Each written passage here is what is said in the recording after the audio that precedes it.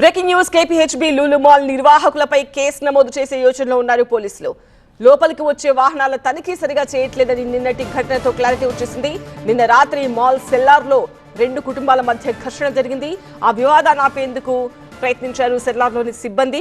సిద్దిఖీ అనే వ్యక్తి దగ్గర గన్ ఉన్నట్టుగా గుర్తించారు. పోలీసులకు సిబ్బంది సమాచారం ఇచ్చారు. గన్ స్వాధీనం చేసుకుని సిద్దిఖీని ఎంక్వైరీ చేశారు పోలీసులు. అతనికి గన్ లైసెన్స్ ఉందని క్లారిటీ వచ్చింది పోలీసులకు.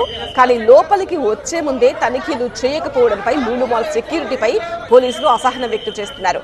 పొరపాటున ఎవరైనా ఆగంతకులు ఆయుధాలతో వచ్చినా కూడా ఇంకా అంతే సంగతుల. నిర్వహణ లోపంపై కేపీహెచ్బీ పోలీసులు ఆగ్రహం వ్యక్తం చేస్తున్నారు.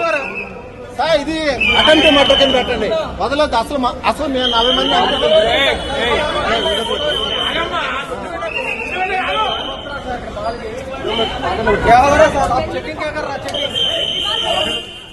కూకట్పల్లిలోని లూలు మాల్ చాలాసార్లు వార్తల్లో నిలిచింది. ఈసారి ఏకంగా గన్తో సహా ఒక వ్యక్తి లోపలికి వచ్చాడు. అయినా కూడా అక్కడ సెక్యూరిటీ ఎవరు కూడా గుర్తించలేకపోయారు. మరి స్కాన్ చేయలేదా, తనిఖీ చేయలేదా?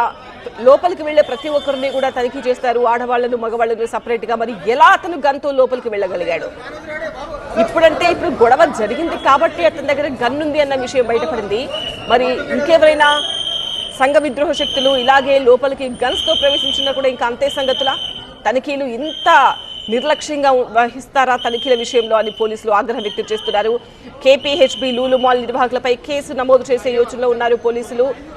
లోపలికి వచ్చే వాహనాలను కానీ మనుషులను కానీ సరిగా తనిఖీ చేయట్లేదు అని నిన్నటి ఘటనతో క్లారిటీ వచ్చేసింది. నిన్న రాత్రి మాల్ సెల్లార్లో రెండు కుటుంబాల మధ్య ఘర్షణ జరిగింది.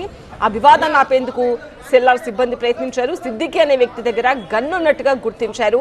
పోలీసులకు సమాచారం ఇచ్చారు సిబ్బంది. గన్ను స్వాధీనం చేసుకుని సిద్దిఖీని ఎంక్వైరీ చేశారు.